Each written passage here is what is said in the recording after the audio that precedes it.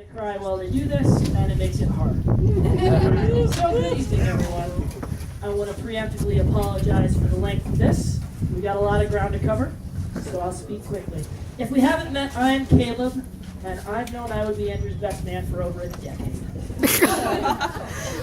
We met in 10th grade. He and Kyle transferred to the same high school as me. We had far too many classes together, far too many things in common to not click immediately. We were drawn together through, I can't look at you. We were drawn together through a mutual liking for nerdy fantasy and science fiction books, video games at GameWorks, extreme sports, and music that often despaired over how little girls liked us. I'll come back to that. We always thought the other person was better with girls. As we can see, I was right the whole time. Losing a debate rarely ends so happily for the loser. Yeah. This speech is hard for me to write. Last night. It's hard to summarize. It's hard to summarize so much laughter, so many adventures, so much love in a few moments. Andrew is my family. Or so I am his. And he doesn't eat vegetables. We'll talk. I've been to an uncountable amount of family events, including other weddings. I pretty much lived at his parents' house for the entire summer of 2004. We've made bad decisions. We flew back from Vegas at night in a 4-person plane during a storm. And we made good ones, living together. We've worked together at 4 different jobs. And one of those is where we both met Jordan. You get it, we're close. And I can tell you how much he cares about his friends. I know without a doubt that Andrew would do anything for me.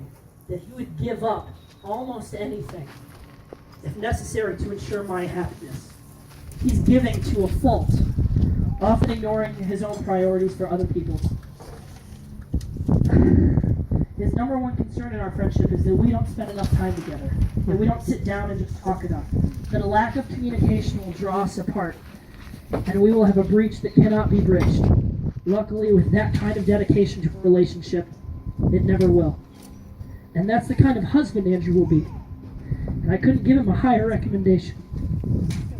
Enter Jordan. And I'm sure she disliked me from the very beginning. As well as me bringing you up right now. Because you're the first wife. Yup, I'm the first wife. I'm far too energetic, I'm far too bubbly. No, I'm far too handsome. No hard feelings. Because I appreciate our relationship. She always makes me laugh. Unfortunately, I have to admit, my memory of her is kind of skewed. It's unfair, I don't remember Jordan in any specific way from when we first met. Because my view of Jordan has always been through the lens of Andrew's eyes. He talked about her all the time. How beautiful she was, how he missed talking to her, how talking to her made him happy. He raved about her, off and on, for far too long, if I'm being honest. And even when he moved away, she didn't disappear. She couldn't disappear. Not for him. Life works out in funny ways. I mentioned before the music, how we were always struggling to find a girl that liked us, how often our music was angry or sad about women. And it wasn't true anger. We were romantics, through and through. Dreaming of the day that we could find someone worth writing about, worth singing songs for, worth bending down on me. And Jordan has been that girl from the beginning for Andrew. Today's that day. Don't miss it.